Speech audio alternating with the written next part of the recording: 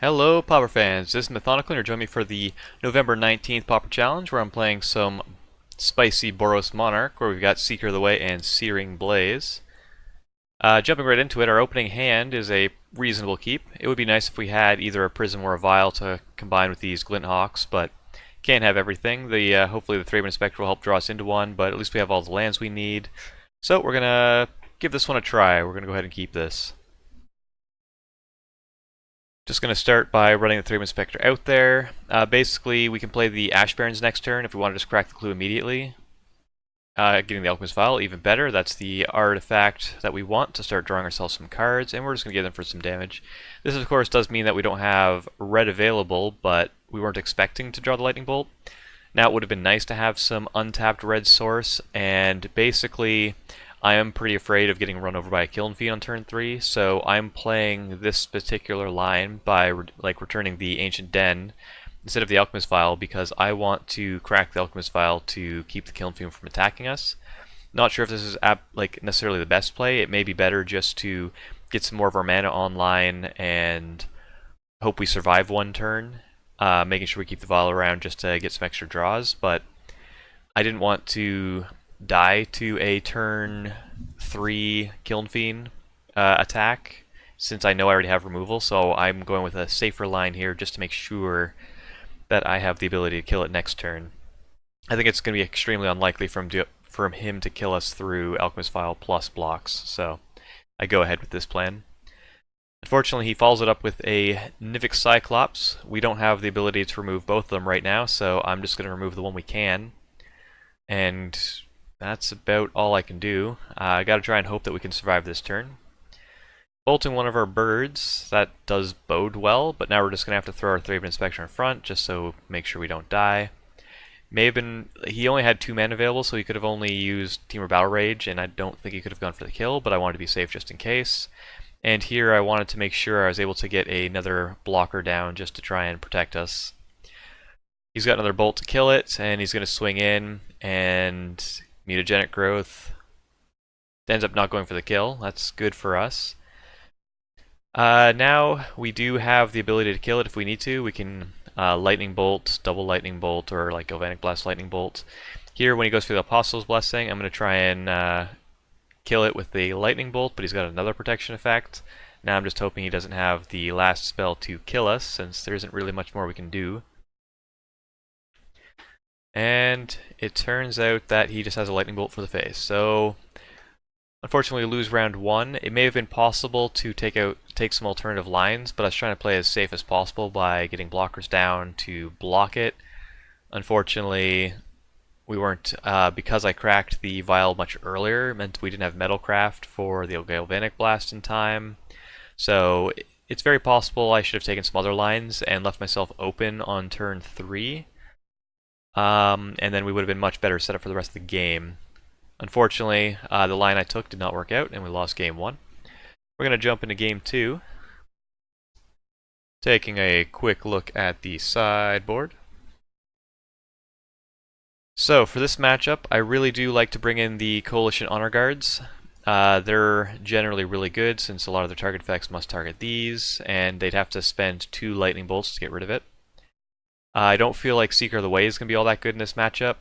Basically, this is really good if it's like a racing scenario, but against Izzet Blitz, we basically just need to set up a lock where they can't kill us in any position. Like, no combination of cards would kill us. Like, even if we end up gaining like 4 or 8 life, it's not going to make a big difference if they just get a big turn, play a bunch of spells, and run us over anyways. So it's a little bit too slow for this kind of action plan.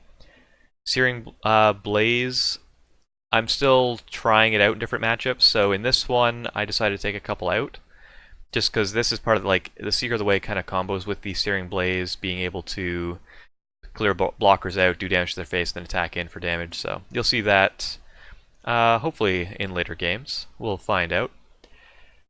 So let's see, I brought in, for this, I also take out the Palace Sentinels since they've got unblockable effects, or Team of Battle Rages just to run over it, and I don't want to give them the ability to draw extra cards, and of course took out 1 land because I'm lowering my curve a little bit. And Yeah, so bringing in, I brought in the 2 honor guards as I mentioned before. I also brought in the 2 lone missionaries, just something else to get in front, and it's going to gain us the life immediately instead of needing to attack with it. Circle Protection Red and the Prismatic Strands to try and protect ourselves from their creatures. And a couple of the Pyroblasts just to counter some of their spells, because they're going to be bringing in some counter magic, and it can also get rid of the Nifix Cyclops on its own as well. That seems to be about all I did for this one, so we're going to jump into it. Our opening hand is reasonable. Basically, having the Great Furnace here means that we can have a turn to Lightning Bolts, but we don't really need to do that. Most of these lists don't run the Delver that needs to be answered right away right now anyways. So this has a good start of Radiant Fountain into Boros Garrison, and then Great Furnace into, which is then the double red we need for the Searing Blaze. So on that, it's reasonable. We also have the Prismatic Strands to try and protect ourselves from anything that comes up, so we're pretty happy keeping this. Would be nice to have some creatures, but we should be able to draw one at some point. Turn 1 Ponder means they're getting their stuff online. We're likely to see some stuff come down next turn, or possibly them just fixing their mana. We're going to go ahead with the plan, getting some extra life off of the Radiant Fountain. Here, if he doesn't play a creature, which he's not, depending on what we draw, I'm just going to play the Radiant Fountain to gain extra life. Here it would have been, we could have dropped the Glint Hawk if we were willing to give up a land drop and bounce the Great Furnace, but I'm basically content with the amount of burn we have in hand just to kind of wait a few turns to see if I draw the artifact and start drawing cards. Here he goes for a Kiln Fiend. I'm just going to go ahead and try and remove it right away because I'm expecting some counter of some sort. So after that doesn't work, now I'm going to go ahead and try and Searing Blaze it. Turns out he has another Dispel. I was kind of expecting an Apostle's Blessing, which is why I went for the Searing Blaze. And then I Lightning Bolted anyway, so managed to clear the board for now. Three-Haven Spectre is a good draw because it's going to redraw us a card later. Turns out our opponent has another Kiln Fiend to back it up, so I'm just going to try and draw a card. Here we had the opportunity to try and go for a Journey, but if he has a way of protecting it, that's not going to work out too well. So instead I'm going to hold up the Prismatic Strands. And since he's bolting the bird, I'm going to go ahead and try and use that now. But it turns out he has the Flaring Pain, so he has a really good hand right now. And it seems to be causing us some problems. He's already had 3 of his sideboard cards, and they've lined up very well with what we've got going on. He's going to run us over with a Temur Battle Rage, doing a ton of damage, but this does open us up for the ability to Journey it, although now we're out of cards, and kind of at the mercy of our top deck since we've been drawing just lands. A little unfortunate there. He sees that we were on just lands, but he didn't play anything there, so maybe we have a chance. Soaker Protection, while normally would be really good, he's got a Flaring Pain that we have to somehow get around, and Protection effects won't do much if he finds something, which he does. So now we basically have to try and get him to use the Flaring Pain in a situation that won't kill us, so the Circle Protection can lock it out, but that's fairly unlikely. I'm dropping the Glint Hawk here because I need to have something that can get in the way. Although, if he's Apostle's Blessing, chances are we're not going to survive this turn. He goes pro-white. He goes for the Bolt to the face. I'm going to go ahead and try and protection it, but yeah, he's got the Flaring Pain, as we knew, and we're not going to survive this turn. Unfortunately, the cards he drew lined up very well against what we had, and we drew quite a few lands, so off to a rough start in this challenge so far, but maybe we'll turn things around. Find out in round 2.